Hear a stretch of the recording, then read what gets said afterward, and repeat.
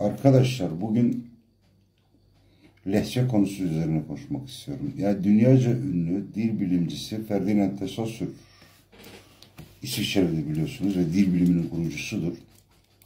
Modern dil biliminin kurucusudur. Lehçelerin oluşabilmesi için 3 ana unsurdan bahseder. Nedir bu 3 ana unsur? Birincisi coğrafi faktörler. Nedir bu coğrafi faktörler? İki aynı dili konuşan gruplar birbirlerinden dağlar, sıra dağlar, ormanlar, denizler yahut benzeri bir şekilde başka bir coğrafi engelle birbirlerinden ayrılıp aralarına bir zaman, süreç yahut engel çıktığı zaman bunların dillerinin birbirlerinden farklılaşıp birbirinin lehçeleşmesi gayet muhtemel bir olaydır. Tarih içinde birçok millette de görülmüş şeylerdir bunlar. Diğeri ise kültürel farklılıklardır. Nedir bu kültürel farklılıklar? Misalen diyelim ki siz bugün Irak'ta konuşulan Kürtçe ile Rusya'da konuşulan Kürtçe arasında bir fark olması gayet açıktır. Nedir? Çünkü bir Rusçadan daha çok etkilenmiştir. Birisi Arapçadan etkilenmiştir. Yahut İran'daki de Farslardan etkilenmiştir. Farsçadan etkilenmiştir. Dolayısıyla bunu da anlayabiliriz. Üçüncüsü ise yazı diline geçmiş olmasıdır. Yani bir grubun konuştuğu bir dil yazı diline geçtiği zaman o dilin farklılaşıp, standartlaşıp diğerinin de bir adım geride kalarak o dilin bir lehçesi olarak gelişimini tamamlayabilmesi söz konusu olabilir. Ama Zazaca ve Kürtçe arasına baktığımız zaman böyle bir şeylerden bahsetmenin mümkün olmadığını göreceksiniz. Nedir bu? Misal biz Siverek'te aynı köyün içerisinde yaşadığımız halde biz birimiz Zaza, birimiz Kürtçe konuşuruz. Yani bunların oluşmasını etkileyebilecek bir unsur söz konusu değil. Yani ne coğrafik bir engel var, ne kültürel bir engel var, ne yazı dili anlamında bir engel var. Hiçbir engel olmadığı halde biz ne yapıyoruz? Zazaca konuşuyoruz.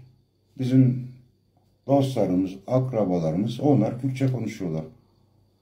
Dolayısıyla bunların biz birbirlerinin lehçesi olduğunu iddia edemeyiz. Neden iddia edemeyiz? Çünkü lehçenin oluşmasının bir mantığı vardır arkadaşlar.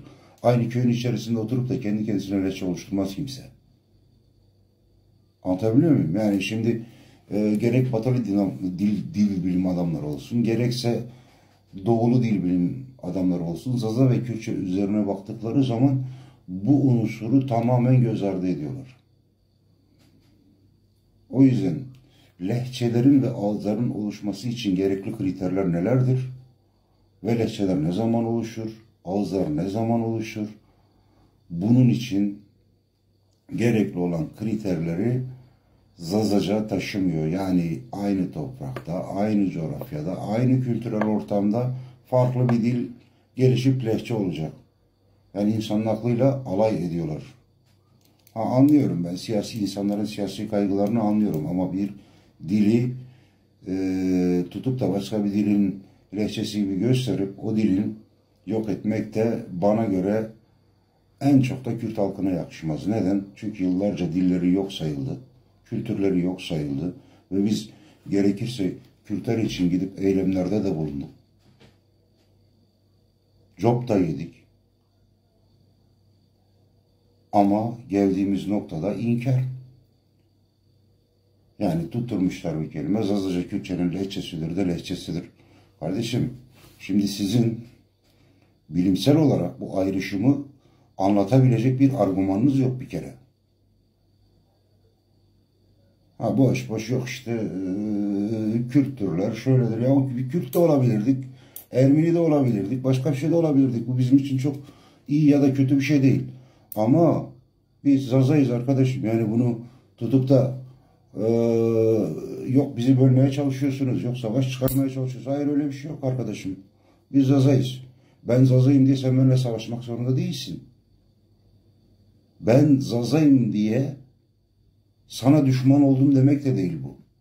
Bu coğrafyada yaşayan yüzlerce millet var. Yüzlerce dil var. Lazı var, Çerkezi var, Ibığı var. Var oğlu var.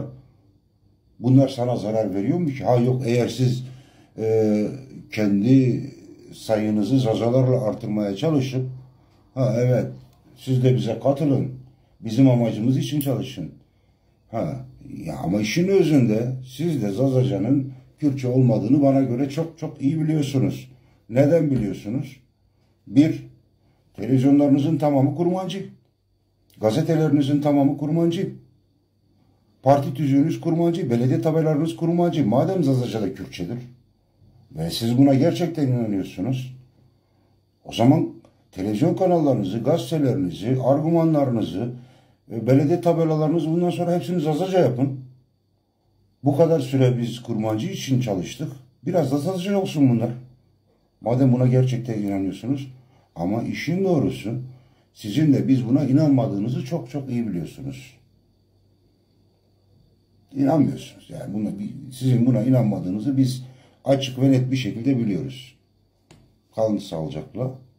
Benim söyleyeceklerim bu kadar.